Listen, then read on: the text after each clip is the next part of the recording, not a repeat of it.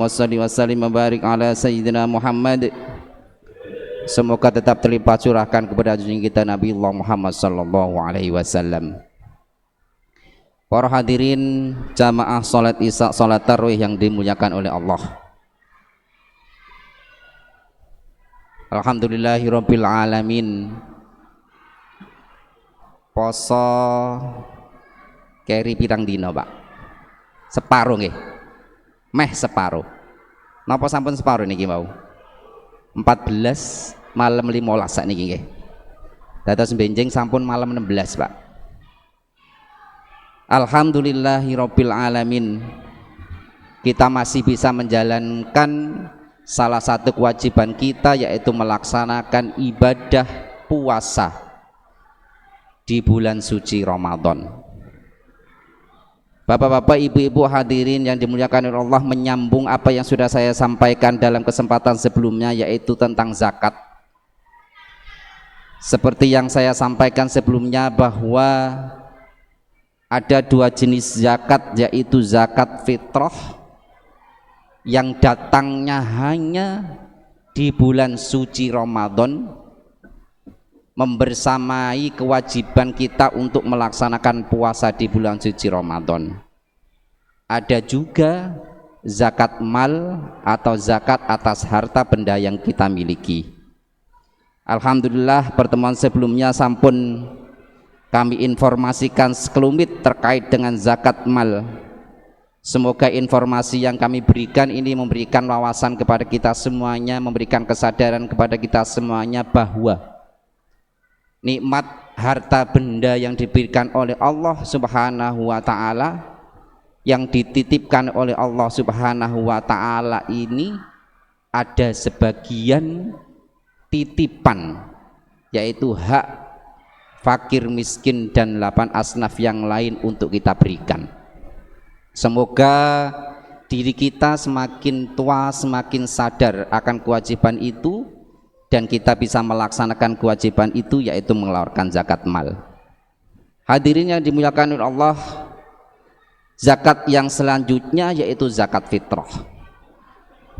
Ma'asyiral muslimin rahimakumullah, Allah Subhanahu wa ta'ala di dalam menciptakan segala sesuatunya itu selalu seimbang. Dados panjenengan ada bapak-bapak, ada ibu-ibu, ada siang, ada malam, termasuk dalam hal beribadah. Ketika datang bulan suci Ramadan, ada dua kewajiban, yaitu kewajiban kita melaksanakan puasa. Nah, puasa, kewajiban puasa di bulan suci Ramadan ini spesial, Bapak Ibu. Spesialnya adalah karena ini adalah perintah Allah langsung kepada diri kita, dan pelaksanaan ibadah puasa ini hanya antara kita manusia dengan Allah Subhanahu wa ta'ala. Tegese napa Bapak Ibu, bahwa apabila kita berpuasa, sing ngerti niku namung awak dhewe kalih Gusti Allah. Bapak Ibu yang kami hormati, ketika kita menjalankan puasa, misale lho Pak Bu, panjenengan iki gak poso tapi ngaku poso, bojone jenengan percaya, anake jenengan nggih percaya, polahe gak roh lek pas panjenengan ngombe apa maem, apa pas panjenengan kerja tiba-tiba belok nang warung ya gak roh. Dadi sing nang omah ya percaya, tapi Gusti Allah pirsa Bapak Ibu. Sebaliknya, jika panjenengan atau kita semuanya ini menjalankan ibadah puasa dengan benar-benar, maka ganjarane iku gak kehitung Bapak Ibu. Jadi tidak ada hitungan yang jelas kita ini melaksanakan puasa ini ganjarane piro. Di dalam banyak keterangan itu yang ditunjukkan adalah ibadah-ibadah kita di bulan puasa itu membaca Al-Quran, membanyak wirid, banyak doa, banyak sholat dan sebagainya, itu pahalanya dilipat gandakan. Tapi piro ganjarane poso, Allah yang tahu. Maka dari itu para hadirin yang dimuliakan oleh Allah, meskipun Bapak Ibu poso ini ya awak dhewe gak poso gak ono sing eruh, marilah kita menjalankan puasa itu sesuai dengan anjuran Allah Subhanahu wa taala. Nah, poso niki hubungannya vertikal Bapak Ibu. Hubungannya kita dengan Allah Subhanahu wa taala. Tetapi di bulan suci Ramadan Allah itu juga mengenakan kewajiban satu lagi, yaitu kita mengeluarkan zakat. Nah, di dalam kita mengeluarkan zakat ini ada dua dimensi Bapak Ibu yang kita laksanakan. Yang pertama adalah kita mengeluarkan zakat sebagai salah satu bentuk ketaatan kita atas perintah Allah Subhanahu wa taala. Dan yang kedua, zakat fitrah ini ya adalah untuk menjaga hubungan kita dengan sesama manusia. Zakat fitrah yang kita keluarkan itu untuk sanak saudara kita yang membutuhkan, untuk tetangga kita yang membutuhkan, untuk fakir miskin dan 8 asnaf yang lain yang membutuhkan. Ketika kita ini memberikan sesuatu kepada sesama manusia, maka hubungan kita dengan manusia itu akan terjaga dengan baik. Ma'asyiral muslimin rahimakumullah, alhamdulillahirabbil alamin, kesadaran warga Oma Indah dan Negara Menganti untuk mengeluarkan zakat fitrah ini semakin tahun semakin baik, dengan dibuktikan bahwa semakin tahun laporan dari panitia zakat fitrah ini semakin naik. Bahkan karena pelayanan panitia zakat fitrah ini sangat luar biasa, sehingga di malam-malam akhir Ramadan tidak sedikit dari warga sekitar perumahan Omah Indah, baik itu dari kampung-kampung, kadangkala ada yang dari kampung jauh, yang juga datang ke Masjid Darussalam untuk memasrahkan atau memberikan zakat fitrahnya kepada panitia amil zakat fitrah infak sedekah Masjid Darussalam. Ma'asyiral muslimin rahimakumullah, perkenankan kami mengingatkan kembali ya terkait kepada siapa sih zakat yang kita miliki atau zakat yang kita keluarkan ini dikeluarkan termasuk zakat fitrah.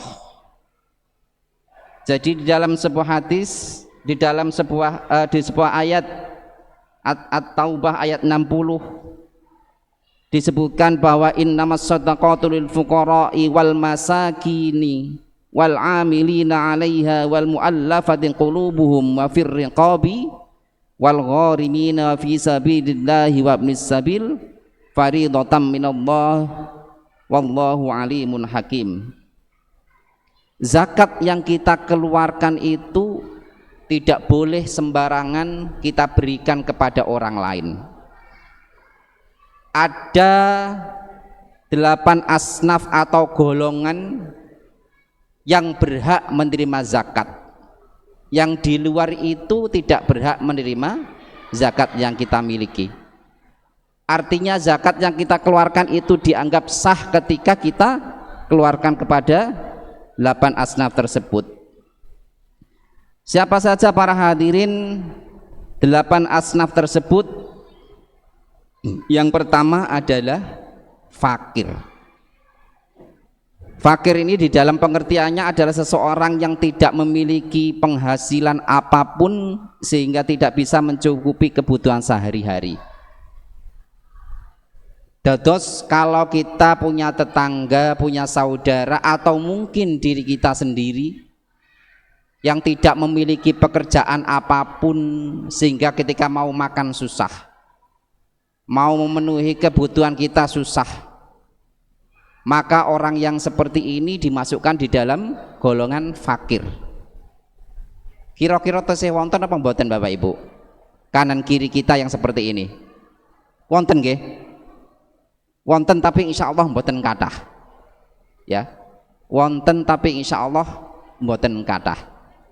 Nah, jika kita menemukan tetangga kanan kiri kita atau orang dengan golongan sedemikian, maka beliau ini termasuk salah satu mustahik atau orang yang berhak menerima zakat. Yang kedua para hadirin yaitu miskin. Miskin ini levelnya sedikit lebih lumayan daripada fakir.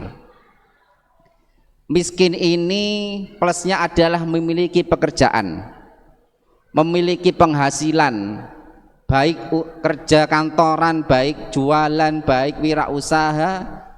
Artinya yang bersangkutan ini memiliki penghasilan. Tetapi penghasilan itu tidak cukup untuk mencukupi kebutuhan sehari-hari. Jadi seumpama misalkan saya kerja kantoran, gaji saya 5 juta Bapak Ibu.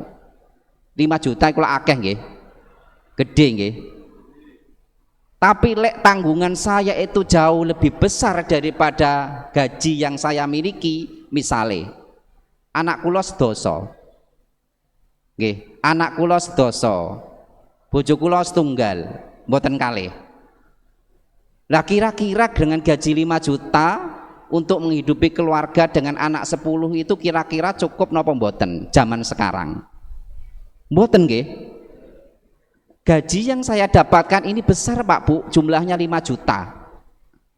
Tapi karena tanggungan saya besar, maka gaji yang saya peroleh ini tidak cukup untuk menghidupi keluarga saya selama 1 bulan. Maka dari itu kemudian dengan kondisi itu kemudian ketika gaji sudah habis untuk makan di tengah bulan, maka kemudian saya cari hutang, minta bantuan kanan kiri dan sebagainya. Maka orang yang seperti ini termasuk golongan miskin. Bapak Ibu yang kami hormati, di dalam lapangan, pengalaman lapangan Bapak Ibu, selalu terjadi hal-hal yang mungkin di luar perkiraan kita. Panitia zakat fitrah, wonten sing tiba-tiba ngeluruk teng masjid, saya kok nggak dapat zakat fitrah Pak Bu Bapak, saya ini kan nopo nggih harus dikasih, wong tetangga saya saja dikasih, misalnya ngoten nggih. Napa melih misalnya, Pak, saya ini janda Pak, kok saya nggak dikasih zakat fitrah, misalkan katanya. Pak, saya niki sampun pensiun Pak, kok saya tidak dikasih zakat fitrah dan lain sebagainya. Bapak Ibu ingkang kula hormati, mekaten dados status sosial, sebutan janda, sebutan nopo jenenge pensiunan dan sebagainya itu tidak ada di dalam asnaf. Karena satu, para hadirin, tidak semua janda niku mboten mampu. Wonten sing janda niku nggih mampu. Artinya beliau bekerja, kerjaannya cukup untuk menghidupi keluarga, hartanya juga banyak dan cukup. Maka janda ini tidak berhak untuk mendapatkan zakat. Lah kadang-kala ini panitia niki bingung Pak Bu. Loh Pak, niku janda kok mboten diparingi. Nah, janda yang seperti apa? Kalaupun masuk diberikan, maka yang bersangkutan itu masuk golongan miskin, bukan karena jandanya, tapi karena miskinnya. Karena mungkin secara umum para hadirin, nggih, secara umum, tapi mboten sedaya. Jadi ketika ada istri meninggal suami, suaminya meninggal, istrinya tidak bekerja, kan hilang ini penghasilannya. Maka kemudian si ibu inilah yang kemudian bertanggung jawab untuk menghidupi keluarga.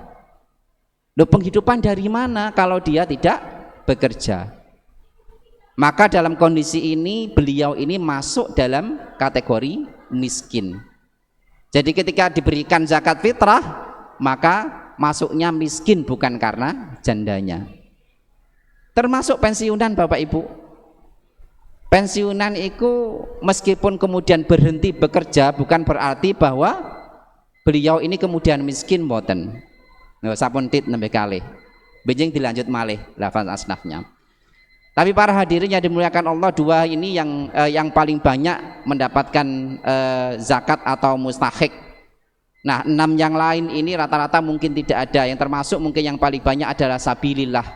Yang dalam konteks tahun ini sabilillah ini kemudian oleh para ulama diartikan dengan banyak hal, termasuk misalkan guru TPQ, ya, orang-orang yang berjuang di jalan Allah itu masuk ke dalam sabilillah.